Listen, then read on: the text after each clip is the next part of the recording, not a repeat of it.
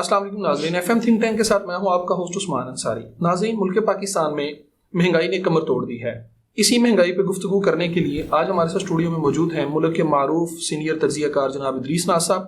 سر میں آپ کو خوش آمدید کہتا ہوں۔ اسی طرح ہمارے اسٹوڈیو میں آج موجود ہیں، کراچی سے تشریف لائے ہیں، سینئر انالیسٹ ہیں جناب مظہر حسین صاحب۔ سر میں آپ کو بھی خوش آمدید کہتا ہوں۔ سر میں آپ سے سوال کرنا چاہ رہا ہوں کہ ملک پاکستان میں اس وقت مہنگائی اپنے عروج پہ ہے۔ اس بابرکت مہینے کے اندر بھی جو مافیا ہے وہ بے لگام ہو چکا ہے، منمانی کے ریٹ نکل رہے ہیں۔ جتنی بھی اشیاء ہیں، وہ سبزی کی ہیں، دالیں ہیں، پھل ہیں، وہ سب کے ریٹ عام آدمی تو دور، جو مڈل مین ہے اس کی پہنچ سے بھی دور ہو چکے ہیں۔ سر اس سارے نقطہ نظر پہ آپ کا کیا خیال ہے؟ میاں صاحب، ویسے تو بڑے افسوس کی بات ہے کہ ہم ماہ مقدس میں بیٹھے ہیں، ماہ رمضان میں بات کر رہے ہیں، اچھا، اور ہم اسلامی جمہوریہ پاکستان میں بیٹھے ہیں اور ہم بات کر رہے ہیں کہ یہاں ذخیرہ اندوزی ہو رہی ہے، یہاں منافع خوری ہو رہی ہے، وغیرہ وغیرہ۔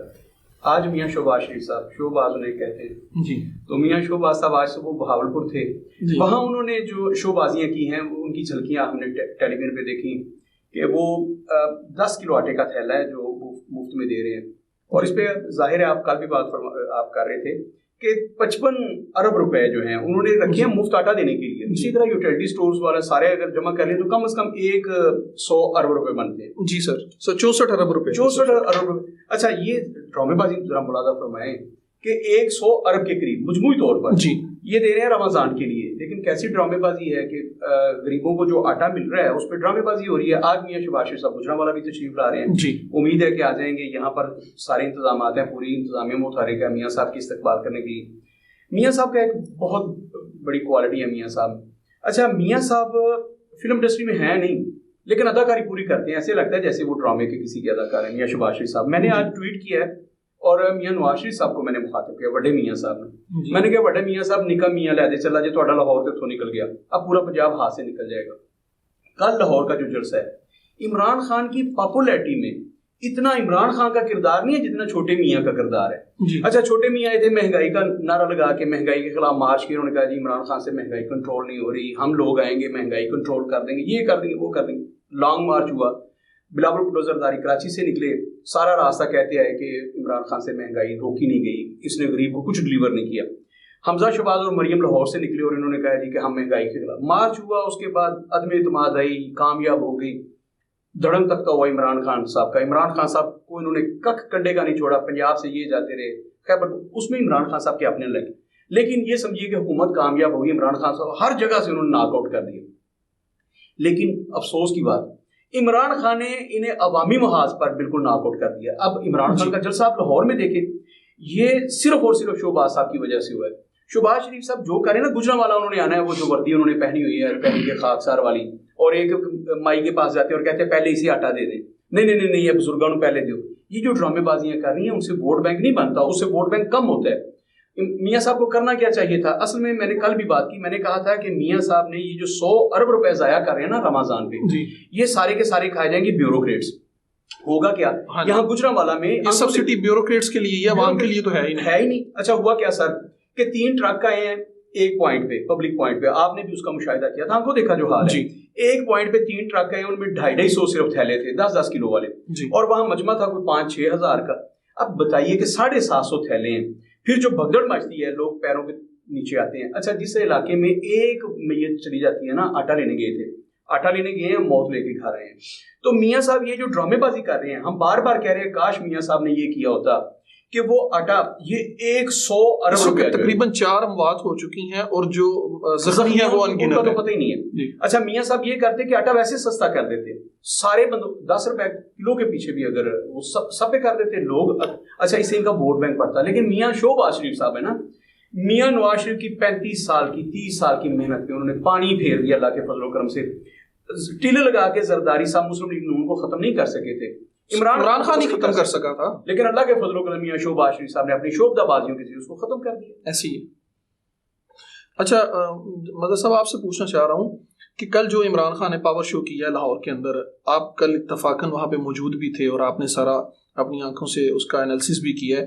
آپ اس پاور شو کو کس طرح دیکھ رہے ہیں؟ اور عمران خان جو ایک الیکشن کمپین کی طرف بڑھ رہے ہیں، آج بھی ان کا ایک سٹیٹمنٹ آئی ہے کہ اگرچہ الیکشن کمیشن نے الیکشن ملتوی کر دی ہے، لیکن ہمیں پتہ ہے کہ ہم سپریم کورٹ سے آرڈر لے آئیں گے اور الیکشن اپنے وقت پہ ہوگا اور اپنی تیاریاں جاری رکھیں. آپ اس سارے صورتحال کو کس طرح دیکھ رہے ہیں؟ جی بالکل، میں اس پہ بھی بات کروں گا، لیکن اس سے پہلے جو پہلے موضوع چل رہا تھا مہنگائی کا میں اس پہ بھی ضرور بات کرنا چاہوں گا. ایک تو یہ جو سبسڈی کی ہم بات کر رہے ہیں جی کہ 100 ارب کی سبسڈی ہے اس طرح تقریباً، مجھے اس میں بھی ایک ڈرامہ بازی نظر آ رہی ہے جو بالکل صاف ہے.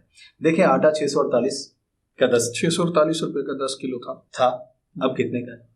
اب 1148 روپے کا ہے.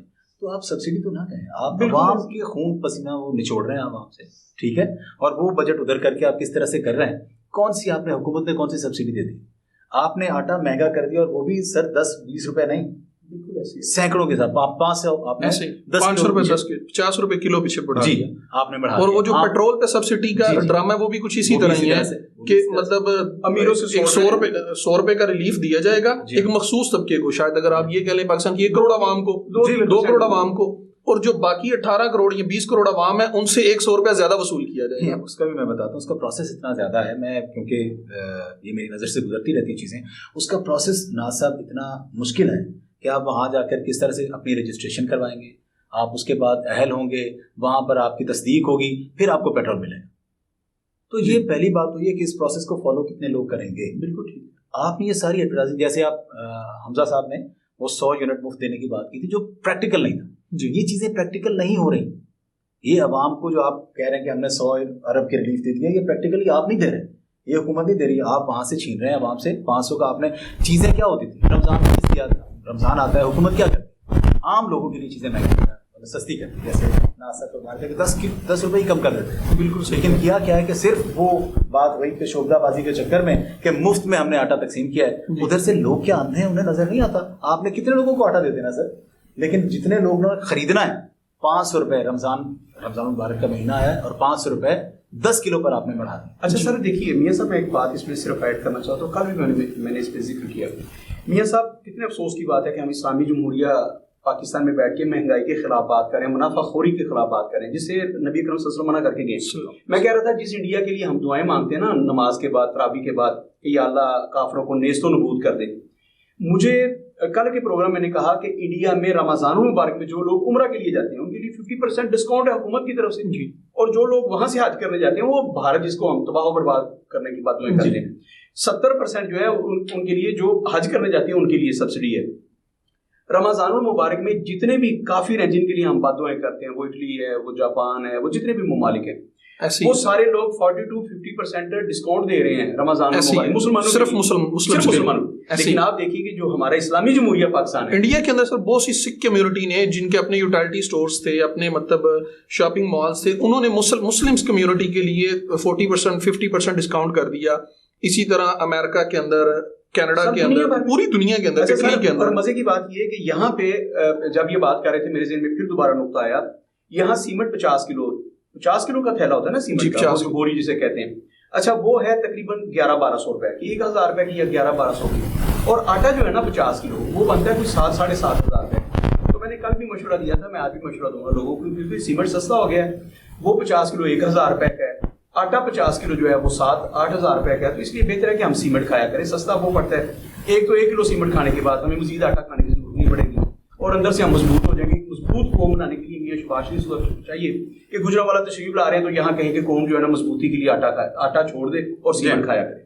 اچھا سر، یہ جو آج گجرانوالہ میں متوقع دورہ ہے پرائم منسٹر آف پاکستان کا، اس کے لیے بھی 2-3 پوائنٹس مخصوص کر دیے گئے ہیں، اور وہ تینوں پوائنٹس جی ٹی روڈ کے اوپر ہی رکھے گئے ہیں، تینوں مارکیوں کے اندر ہیں. وہاں پہ ساری مطلب جو بیوروکریسی ہے، ساری انتظامیہ ہے، وہ پہلے ہی وہاں پہ مطلب موجود ہے.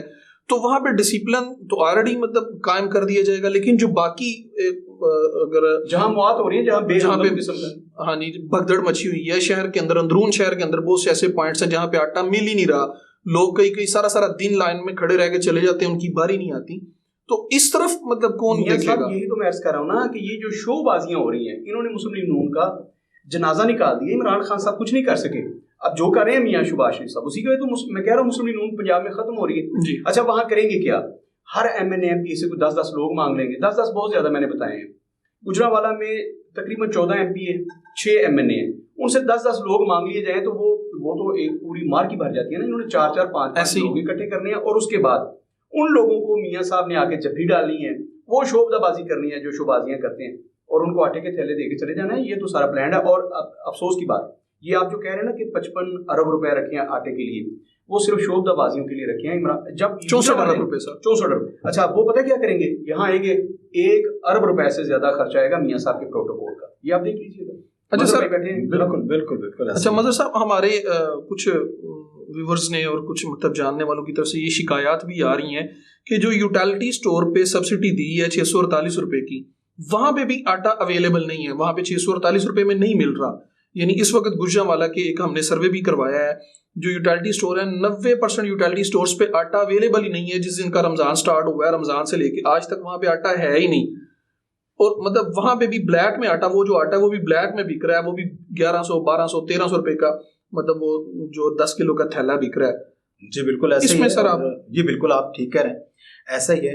اور جب بھی آپ یہاں پر جاتے ہیں, یہ پوری ایک مطلب مافیا ہے, ٹھیک ہے, جو کیا کرتی ہے کہ وہاں پہ پہنچتا ہے جو آٹا, وہ راتوں رات وہاں یوٹیلٹی اسٹور سے نکل جاتا ہے اور اسٹورس پر پہنچ جاتا ہے. آپ نے دیکھا ہی ہوگا, ہمارے کافی نمائندوں نے دیکھا ہے, انہوں نے بات کی ہے کہ بھائی وہ آٹا جو یوٹیلٹی اسٹور کا ہے کوٹے کا, وہ آپ کو عام اسٹورس پہ مل رہا ہوتا ہے. ہاں جی, تھیلے چینج کر لیتے ہیں. یہ پورا مافیا, اس کو فائدہ ہو رہا ہے اس سارے گیم سے جو سارا انہوں نے سیٹ اپ کیا ہے. اور ہوتا ہی ہے, آپ تو کہہ رہے ہیں ادریس صاحب, نا صاحب, میں بسط احترام اس چیز سے بالکل مطلب متفق نہیں ہوں کہ عمران نے کچھ نہیں کیا. عمران خان صاحب نے کیا ہے, ٹھیک ہے. آج اگر عوام کے لیے نکلی ہے تو عمران صاحب نے پرفارم کیا ہے, ٹھیک ہے. آپ دیکھیں 10 لاکھ روپے ہر بندے کی جیب میں تھے علاج کے لیے, اور یہ پریکٹیکل ہوا. یہ کبھی ایسا نہیں ہوا. آپ دیکھیں نا, کسی غریب کے گھر میں اگر کوئی بیمار ہو جاتا ہے, وہ قرضے اٹھاتے ہیں, اپنی جائیدادیں بیچتے ہیں. لیکن وہاں ایسا ہوا ہے, ہمارے کئی جاننے والوں میں, اور پورا ڈیٹا بھرا پڑا ہے کہ لوگ آئے ہیں اور انہوں نے سر دل کا آپریشن ہے, اگر دل میں 4-5 لاکھ 10 لاکھ کا علاج اس غریب کا جو یہ سوچ بھی نہیں سکتا تھا. اور ان ہاسپٹلس میں سر جن کے سامنے سے گزرتے اسے ڈر لگتا تھا, پرائیویٹ ہاسپٹل ایسی ان کی بالکل. یہ گورنمنٹ سیکٹر میں تو پہلے فری تھا, پرائیویٹ سیکٹر میں فری کیا, پرائیویٹ سیکٹر میں آپ جہاں جس جگہ سے اچھا علاج آپ کو لگتا ہے آپ وہاں سے کروائیں. سر یہ بہت بڑی خدمت تھی.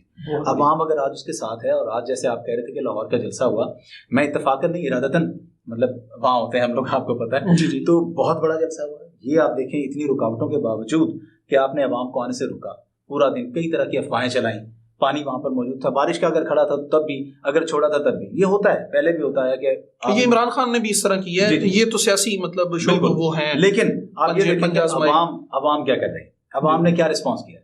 عوام کا رسپانس یہ رہا ہے کہ عوام وہاں پر پہنچی, اور صرف جلسہ گاہ میں نہیں, اینڈ تک لوگ جو ہے وہ چبرجی تک ادھر سے, اور ہر طرف جو ہے باہر تک لوگ موجود تھے. آپ نے شروع میں نہیں آنے دیا, لیکن عوام آتی رہی, اور آپ نے یہ ثابت کر کے اپنے ہاتھ سے آپ نے لاہور نکال دیا, ٹھیک ہے. یہ صرف اس کی وجہ سے نہیں کہ شہباز شریف, یہ پوری, میں تو کہتا ہوں سر آپ تو وہاں پہ موجود تھے, 30 سال کی جو ہے نا سر یہ جدوجہد ہے, ماشاء اللہ یہ یہاں تک ایسے نہیں پہنچے.